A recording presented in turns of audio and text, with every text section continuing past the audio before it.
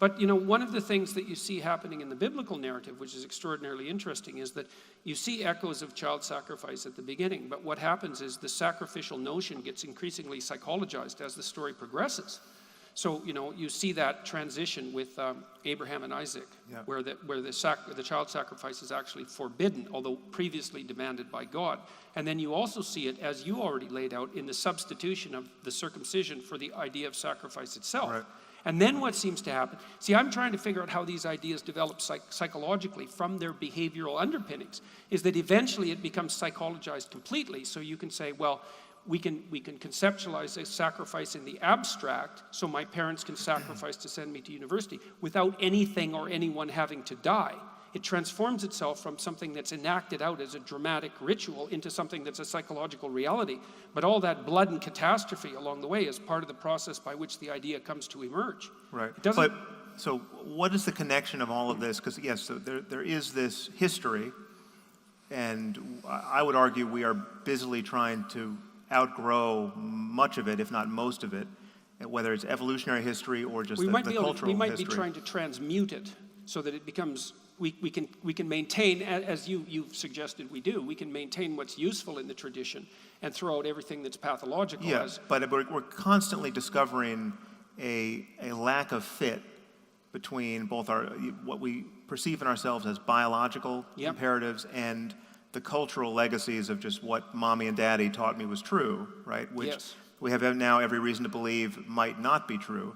And we're trying to optimize our thoughts and institutions and relationships with one another for our current circumstance. And yet we have this legacy effect of certain books and certain ways of speaking have a completely different status. And they have this status because they may, in fact, it's imagined, not be the products of merely previous human minds, but they may be the products of omniscience. And this is where the respect accorded to religious tradition is totally unlike the respect we would accord to anything else. Mythology, literature, past science, past philosophy. I mean, people can read Plato and Aristotle for their entire lives without ever being fully captured by the kind of dogmatism that every religion demands that you be captured by if you're really going to be an adherent. I would say that's actually an archetypal truth. The idea that the pathological tradition stands in the way of update. That's an archetypal truth. I mean, one of the reasons why in creation myths, one of the variants of a creation myth is that the hero has to slay a tyrannical giant in order to make the world out of his pieces. And it's a metaphorical restatement of the idea that a tradition can become hidebound, and when it becomes hidebound and too rigid, then it interferes with current adaptation. But the problem is, and this is, I think, this is something we really need to hash out. The problem that you're describing is the problem of a priori structure. Now, some of that's textual, but some of it isn't textual. Some of it resides in us as our psyche, insofar as we act. The problem I'm describing here is that we have two categories of books in this case, right? We have those written by people like ourselves, just endlessly open for criticism and conjecture, and those written by invisible, omniscient entities. But I would presume that if these religious systems weren't codified in books, if they were still just enacted or dramatized, you'd have the same objection. It's not the fact that they're in books that's relevant. Well, no, but it is the dogmatism. It's the fact that we can't jettison the bad parts. Okay, it's the dogmatism. Okay, so to me, that's the same as the problem of structure. Now, here's the problem, I think, with the way that your argument is laid out. And I'm not saying it's wrong. It seems to me that this is a place where it needs to be developed, because I see that the attempt that you make to derive the world of value from the world of facts as justifiable given what it is that you're attempting to do, which in principle is to make the world a better place. But there's a massive gap in there. It's like, how do you do it? Because the objection that you place on my reasoning, let's say, which is, well, the problem with these texts is that there's an infinite number of interpretations, and which of them how can you determine which of those is canonically correct is exactly and precisely the same criticism that can be levied against your attempt to extract a world of value from the domain of facts.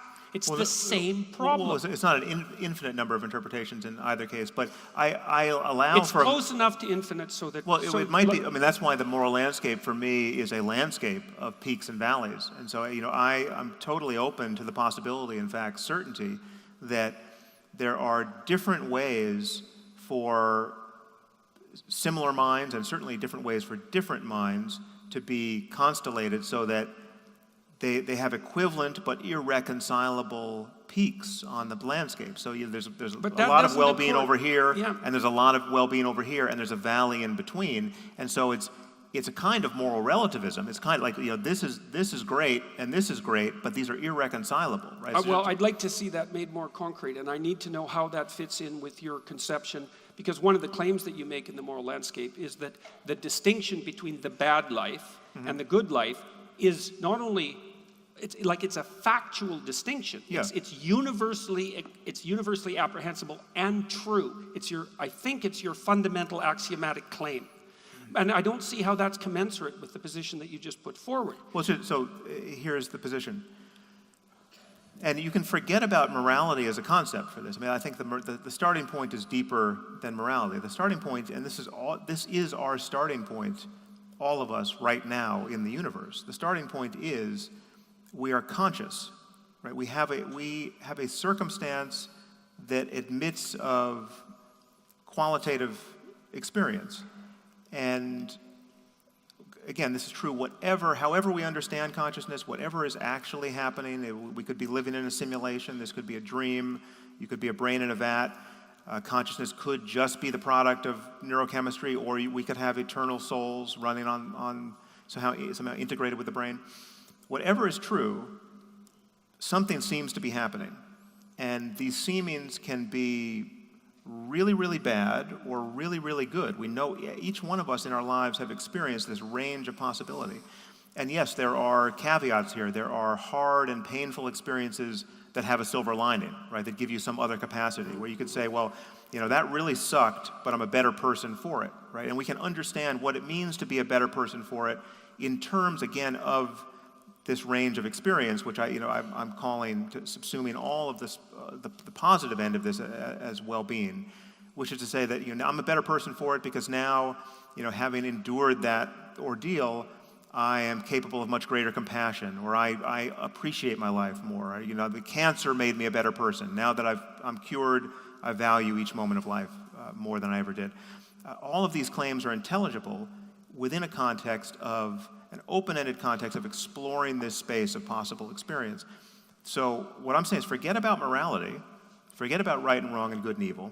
What is undeniable is that what we have here is a navigation problem. We have a space of possible experience. And again, this is not just a human problem, this is a problem for any possible conscious mind. We have a space of possible experience in which we can navigate, and things can get excruciating and pointlessly horrible, where there are no silver linings, and this can happen individually in some episode of madness that never ends.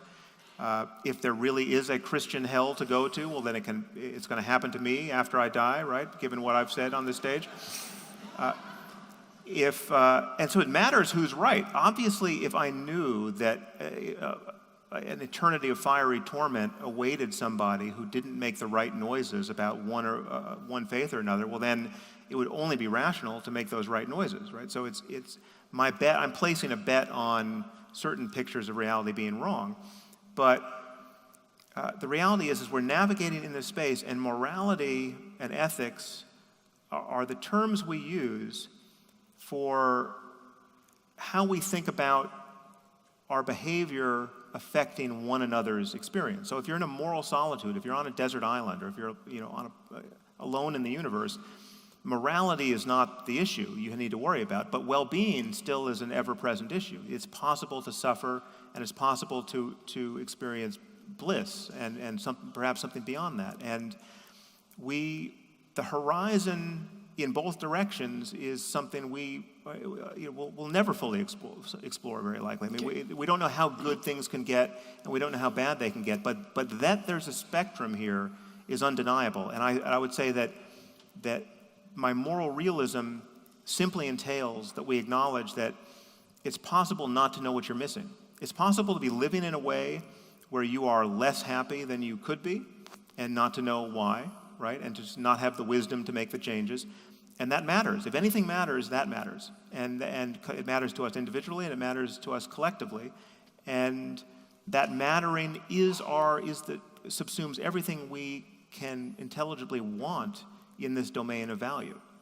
And so again, it's the cash value of any value claim is in the actual or potential change in consciousness for some conscious system somewhere, sometime. And that's my claim. And that's. Can I try to get? I would like you each to clarify something. So it sounds to me, Sam, like you are hypothesizing that a rationalist approach will always beat a traditional metaphorical approach with respect to the generation of well-being. Well, not always, but there's so many obvious downsides to the traditional sectarian dogmatic approach that we should want to get out of the religion business as fast as possible. Okay, but as fast as possible, but do you mean that it has always been true that we should always have gotten away from it as fast as possible, or do you mean now we should get away from it as fast as possible, but there is a point somewhere in the past where it might have been true that actually the best, the richest path to well-being might have been encoded metaphorically? Oh yeah, that's certainly possible. And in fact, you might even say it was likely based on the fact that we have all of these systems still around. Right? Okay. So we still have the systems around in part because we still think in metaphor, and we actually can't help it because half of our brain is oriented towards metaphor. But can I get you to clarify something now? Yes. Okay. So you have argued, and you've actually quite surprised me by doing so, you've argued that the dogmatism is a bug and not a feature. You've argued... No, it's a bug and a feature. Okay, it's a bug and a feature. Good. So, yes. But what I thought I heard you say was that the resistance to update was a problem, that effectively it was an obstacle. Yeah, so is lack of resistance to update. Right, okay, There's problems everywhere, man. Well, there's a tension. Okay. There is a tension. There's a tension. There's a terrible tension. Okay. Right, well, look at it this way. Look at it this way. Most new ideas are stupid and dangerous. Yeah. But most old ideas are as well. I mean, but some of them are vital, right? And so we're screwed both ways. It's like, well, if we stay locked in our current mode of apprehension, all hell's going to break loose. If we generate a whole bunch of new solutions, most of them are going to be wrong and we're going to die. And so what we need to do is, it's a Darwinian claim in some sense, is that despite the fact that most new ideas are stupid and dangerous, a subset of them are so vital that if we don't incorporate them, we're all going to perish. That's the bloody existential condition. And so now, and part of the issue here, and I think that this is, the problem is that, let's take the dogma idea. Okay, so there's the dogma incorporated in the books, but I'm going to throw away the books because the dogma was there before the books. And then the question is, where was the dogma? And the answer was, the dogma was in the cultural practices, and in the agreement that people made with regards to those cultural practices, but it was also part and parcel of the intrapsychic structure that enables us to perceive the world as such. Now, the problem is, and I think this is the central place where we need to flesh out these ideas, is that you cannot view the world without an a priori structure, and that a priori structure has a dogmatic element. And so you can't just say, well, let's get rid of the dogma, because you can't perceive the world without a structure. It has an uninspected element. I mean, so if you're talking about just perceiving the world, yes, we have perceptual structure that allows for us to perceive the world, and we know that there are failure states, right? So we know, for instance, that we've evolved to perceive, in visual space, based on a literally neurological expectation that light sources will be from above, right? And so we know that we can produce visual illusions based on gaming that expectation, right? But that's not the same thing as a dogma subscribed to by some subset of humanity that is antithetical to another dogma subscribe to by another set of humanity that has nothing to do with underlying biology. That's something that's changeable. It's not so obvious what No, but has it's to do with- changeable Yep. in real time based on just conversations like this.